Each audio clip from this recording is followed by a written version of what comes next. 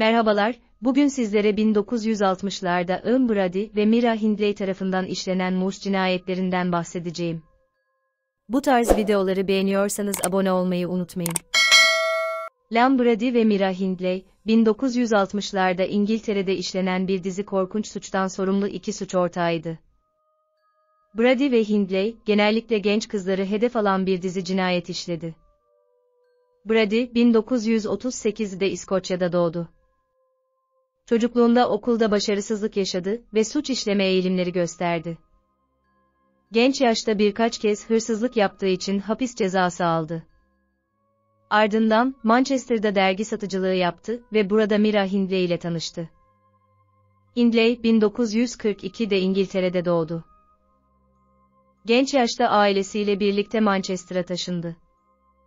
Okulu bitirdikten sonra eczanede çalışmaya başladı ve burada Brady ile tanıştı. İkisi arasında bir aşk başladı ve Brady, Hindley'i suç işlemeye teşvik etmeye başladı. Brady, bir süre sonra nihilist felsefesine ilgi duymaya başladı ve Nietzsche'nin üst insan kavramını benimsedi. Kendisini sıfır noktasına indirmeyi hedefledi ve insanlık duygularından uzaklaşmaya çalıştı. Aynı zamanda, insanların acı çekmesine olan tutkusu onu kontrol edemeyeceği kadar büyüktü.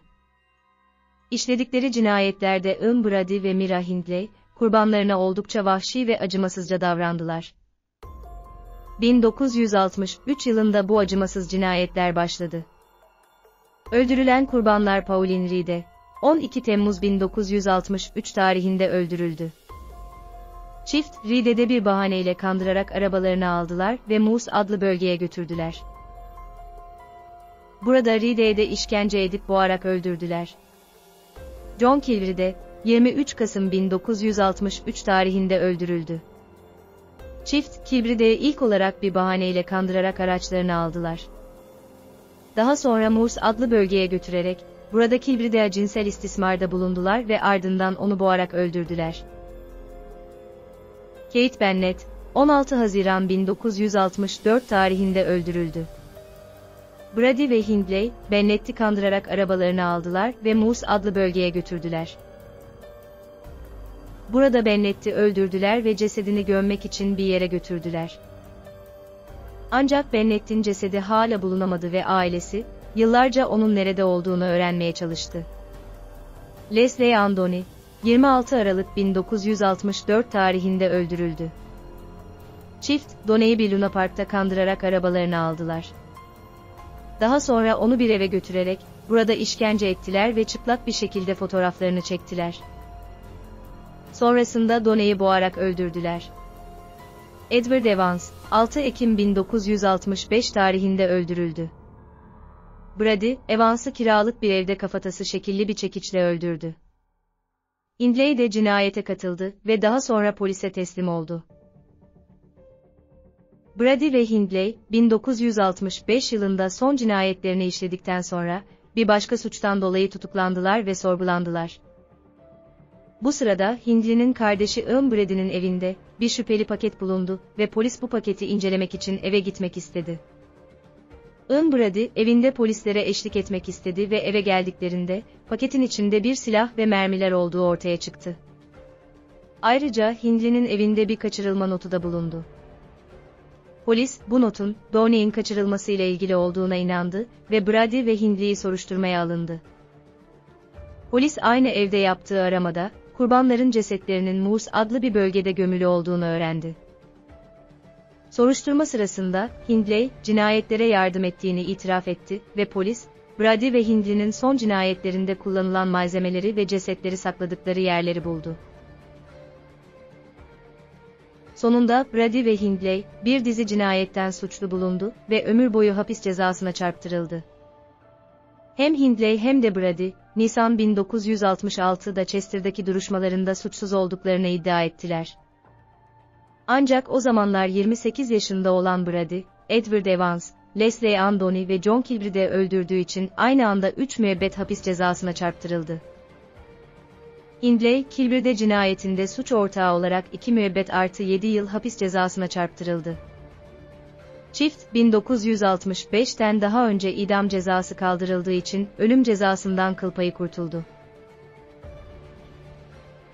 1985 yılına kadar Brady nihayet Pauline Reed'e ve Kate Bennett'in öldürüldüğünü itiraf etti. Çift, 1986 ve 1987'de aramaya yardım etmek için Moors adlı bölgeye götürüldü ve Pauline'in kalıntıları Haziran 1987'de gün ışığına çıkarıldı. Mira Hindley, 15 Kasım 2002 tarihinde 60 yaşında öldü. Ölüm nedeni, akut solunum yetmezliği olarak belirtildi. Hindley, ölümünden önce 36 yıl boyunca hapis cezası çekmişti ve son yıllarını kanser tedavisi gördüğü bir hapishanede geçirmişti. Ian Brady ise 15 Mayıs 2017 tarihinde 79 yaşında öldü.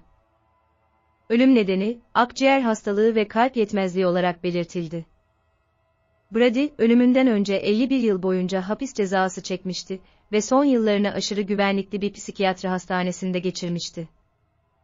Ölümünden sonra, Kate Bennett'in cesedi hala bulunamamıştı ve Bennett'in annesi, Brady'nin ölümünden sonra da oğlunun nerede olduğunu öğrenmeye çalıştı. Bu vahşi suçlar İngiltere'de büyük yankı uyandırmış ve Brady ve Hindley'in davaları büyük ilgi görmüştür. Medyada sık sık yer almışlar ve Moors Murderers, Moorlar cinayetleri olarak anılmışlardır. Brady ve Hindley'in işlediği cinayetler, İngiltere'nin suç tarihinde önemli bir yer tutar ve hala hatırlanır. Bu nedenle, medyada zaman zaman Brady ve Hindley hakkında haberler, belgeseller, filmler ve kitaplar yayınlanmaktadır. Hatta Brady ve Hindley'den etkilenerek işlenmiş birçok suç olduğu inanılır. Ülke çapında örnekleri birincisi. James Bulger 1993 yılında, 2 yaşındaki James Bulger, Liverpool'daki bir alışveriş merkezinden kaçırıldıktan sonra işkence edilerek öldürüldü. Katiller, Von Venables ve Robert Thompson, Bulger'in öldürülmesinde Brady ve Hindley'in işlediği cinayetlerden ilham almış olabileceği iddiasıyla suçlandı. İkincisi Colin Blanchard ve Vanessa George. Brady ve Hindley'in cinayetleri, Colin Blanchard ve Vanessa George gibi diğer çocuk istismarı suçluları üzerinde de etkili oldu. Blanchard ve George, çocukları istismar eden bir çete üyesi olarak tanındılar ve İngiltere'de büyük bir tartışma yarattılar. Üçüncüsü Levi Belfield, İngiltere'de bir seri katil olarak tanınmaktadır. Belfield, Brady ve Hindley'in işlediği cinayetlerden önce doğmuş olsa da, onların suçlarının etkisi altında büyüdüğü iddia edilmiştir. Dördüncüsü Ian Huntley, 2002 yılında İngiltere'de 2 kız çocuğunu kaçırıp öldürmekle suçlandı. Brady ve Hindley'in cinayetleri, bu olayın ardından gündeme geldi ve suçların tekrarını engellemek için yapılabilecekler tartışıldı. Bu vakaların hepsi, Brady ve Hindley'nin işlediği cinayetlerin İngiltere'de uzun süreli etkileri olduğunu göstermektedir. Kendi düşüncem şunu belirtmek isterim ki Hindley ve Brady'nin işlediği cinayetler oldukça dehşet verici ve insanlık dışıydı. Bu olaylar, İngiltere tarihinin en korkunç suçlarından biri olarak kaydedildi ve birçok insanın hayatını trajik bir şekilde etkiledi. Bu nedenle, bu tür şiddet eylemlerinin ne kadar korkunç olduklarını anlamak ve benzer olayların tekrarlanmasını önlemek için sürekli olarak ele alınması gerektiğini düşünüyorum.